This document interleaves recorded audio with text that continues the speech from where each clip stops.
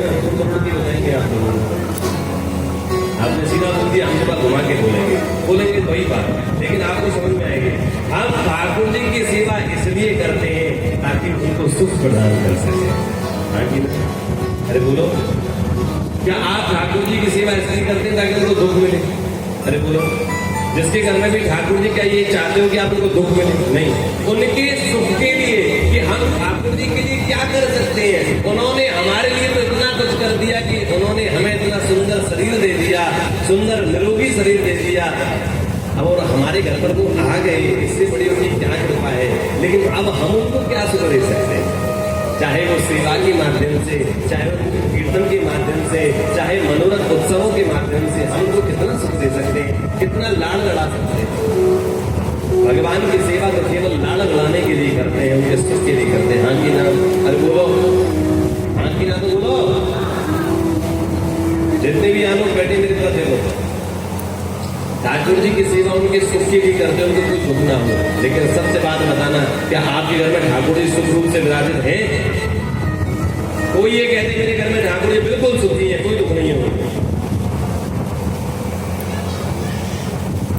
आप में से जितने भी लोग यहाँ बैठे, कोई ये कहते मेरे घर में ठाकुर जी पूर्ण रूप से सुखी है, कोई दुख नहीं है मेरे ठाकुर जी। जब आपके घर में कलह होता है, क्लेश होता है, तो क्या ठाकुर जी सुखी होंगे? क्या आपके घर में जब 4 लोग निंदा रस करेंगे तो वो ठाकुर जी सुनेंगे नहीं क्या? जब वो खाते हैं पीते हैं तो सुनते भी तो हैं। जब आप घर में लड़ाई करते हैं, सास बहू से, पति पत्नी से, बाप बेटे से तेज तेज बोलते हैं, गाली का गलौज करते हैं, क्या ठाकुर जी सुनते नहीं है? वो क्या सुनेंगे, क्या सोचेंगे, किसके घर में आ गया ये लोग, कैसे हैं? गलत सुख दे लो क्या बोला? अरे बोलो, जब आपके घर में किचन में जब प्यार रिलेशन छुपती है तो उसकी बदबू सब तरफ फैलती है, तो क्या कभी सोचा नहीं कि ठाकुर जी तक जाती होगी? सोचो, आप कभी ये सोच नहीं कि आपके घर में जो खाना बन रहा है उसकी जो सुगंध है वो श्री ठाकुर जी लेंगे कि नहीं लेंगे? बोलो, पूरे घर में आती कि नहीं आती? अरे बोलो, जब आप प्याज लहसुन घर में बनाते हो तो उसकी पूरा का जो सुगंध तो है, दुर्गंध स्मेल है उसकी, वो पूरे घर में जाती कि नहीं जाती? तो आपके ठाकुर जी भी सुनेंगे नहीं, सुनेंगे? उनको अच्छा लगेगा क्या मैं किस घर में हूँ जहाँ बदबू आ रही है, दुर्गंध आ रही है? आप ठाकुर जी के सुख के लिए कोई कार्य करते ही नहीं। सेवा से ठाकुर जी सुखी नहीं होते। सुबह जल चढ़ा दिया, दूध चढ़ा दिया, इत्र लगा करके बैठा के माला चढ़ा दी और माला चढ़ा करके भोग लगा दिया, फिर बोलेंगे संध्या को मिलेंगे महाराज प्रभु, ठीक है, इससे सुख हो जाएंगे वो? अरे बोलो, तो इसी को सुख बोल रहे हैं ना आप। सुबह सेवा करिए और पूरा दिन कुछ नहीं, फिर शाम को सेवा करिए, सो जाओ तो इसको सेवा बोलते हो क्या? कम से कम वैसे तो अष्टयाम की सेवा है मार्ग में, लेकिन चलो 8 प्रकार की सेवा न कर दो तो 3 टाइम की सेवा श्री ठाकुर जी की करनी चाहिए। एक सुबह, एक दोपहर और एक शाम। कौन कौन लोग दोपहर में ठाकुर जी को भोग लगाते हैं? 1 2। सुबह कौन कौन लगाते हैं? सब। शाम को कौन कौन लगाते हैं? शाम को भी नहीं लगाते कुछ लोग। दोपहर में 2 लोगों के हाथ में दोपहर में भी ठाकुर जी को 2 या 3 बस। कहाँ है आपसे? दोपहर में भूख नहीं करते तो तुमको लगती है कि नहीं? अरे बोलो, जैसे सुबह आप नाश्ता करके दूध दही खाकर भी काम चला लेते हो, लेकिन दोपहर में तो आपको रोटी सब्जी दाल चावल चाहिए कि नहीं चाहिए? बोलो, तो क्या आपने ठाकुर जी के बारे में नहीं सोचा कि उनको भी चाहिए, उनको भी? आपने घर में ठाकुर जी सुखी है ही नहीं तो भूखे, क्योंकि तुम सुबह भोग लगा के सीधे शाम को मिलते हो, तो ठाकुर जी सुखी नहीं। ठाकुर जी के सुख के बारे में सोचो, उनको दोपहर में भूख लगती है, कोई अलग से खाना बनाने की जरूरत नहीं, अपने किचन को शुद्ध रखो, जो भोग आप अपने लिए बनाते हो ना जो खाना, वही पहली थाली श्री ठाकुर जी को लगाओ। लेकिन किचन शुद्ध होगी तब तो लगाओगे, किचन ही शुद्ध नहीं है, झूठा पड़ा रहता है, वही खाया वही रख दिया, झूठ बिटार तो बिल्कुल नहीं करनी।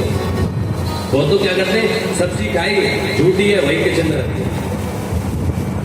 कल खा लेंगे, शाम को खा लेंगे, पिता खा लेगा, ये खा लेगा, तुरंत खा ले तो चलता है, उसको किचन तक मत जाने तो झूठा हो जाता है किचन। और प्याज लहसुन वाले तो बिल्कुल भी उनका किचन तो शुद्ध है।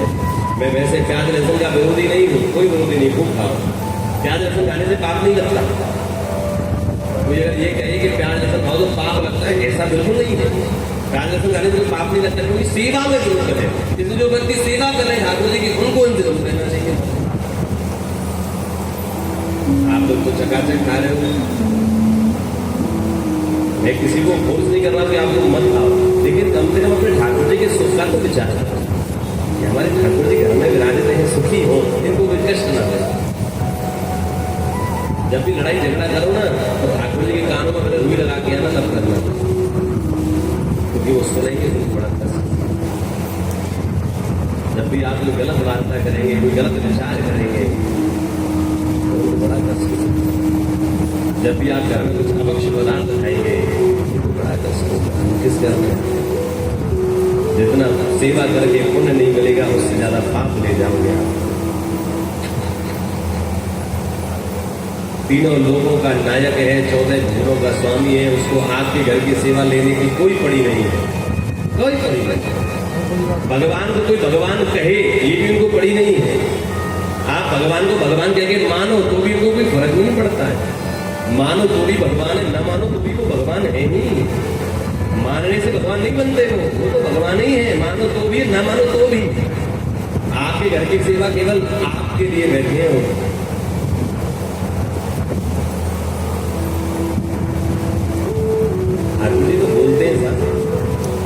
हमारे पूज्य पिताजी महाराज कितनी ऐसी लीला हमारे घर के ठाकुर जी करते हैं। रात को सर्दियों में सो गए, रात को ठाकुर जी को उड़ाना भूल गए रजाई में। ठाकुर जी स्वयं सपने में आके बोले, तो रजाई में सो रहे हो, हमको आज रजाई नहीं उड़ाई। पिताजी उठे, तुरंत भागे ठाकुर जी के मंदिर में। क्या देखा, ठाकुर बेचारे ऐसे ही बैठे, हो आज तो प्रभु कष्ट है, हम तो रजाई नहीं कर सकते, प्रभु हमारे रजाई। आप अगर शुद्धता भाव से सेवा करो तो वो मांग करके खाओ, मांग करके। आज मेरे को रबड़ी खिलाओ, आज मेरे को बर्फी खिलाओ, आज मेरे को कड़ी खिलाओ, आज मेरे को अचार खिलाओ। बस अचार भी मांगो। हमारी मैया से ठाकुर जी को अचार मांगना, कोई ठाकुर को अचार का भोग लगाता है बताओ? हमारी मैया ठाकुर जी को अचार मांगो। ठाकुर जी ने मेरे को रोज सब्जी रोटी रखते हो, दाल का अचार नहीं रखते, चटपटा मजा नहीं आता है। भैया बोलिए आज अचार मांग रहे हैं, तो अचार ला के दिए तब जाके अच्छा है। आप भी घर के ठाकुर जी इसलिए नहीं करते, क्यों नहीं करते? क्योंकि आपने उनको भगवान माना ही नहीं। सत्य बात बता दो, किसी मंदिर में जाने से पहले अपने घर के ठाकुर जी की तरफ देख लेना साहब। अपने घर के ठाकुर जी कभी नहीं करी, और अगर उज्जैन में जाकर महाकाल पर जल चढ़ाओगे तो कोई फायदा नहीं।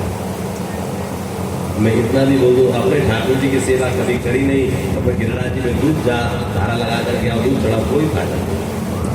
पहले आपके लिए अपने घर के ठाकुर जी हैं, तत्पश्चात कुछ उनको कभी कीर्तन सुनाया, उनको कभी कथा सुनाई? आपको सत्य बात बताऊं, मैं कथा आपको नहीं सुना रहा, मैं तो उनको सुना रहा हूँ। ये बैठे इधर, ये तो इनके बाद आपको बन रही है। मेरा मुख्य उद्देश्य क्या है, आप सब लोग शायद नहीं पहचानेंगे। मेरा सबसे बड़ा मुख्य उद्देश्य श्री ठाकुर जी को कथा सुनना। इनको अपने बारे में सुनना बड़ा अच्छा लगता है, और ये बात इनके ऊपर लागू नहीं है। किसी भी व्यक्ति को अपने बारे में अच्छा सुनना अच्छा ही लगता है। अच्छा बता, कोई तुम्हारी बड़ाई करेगा तो तुमको अच्छा लगेगा कि बुरा? अब देखो एक एग्जाम्पल देखो, क्या हो,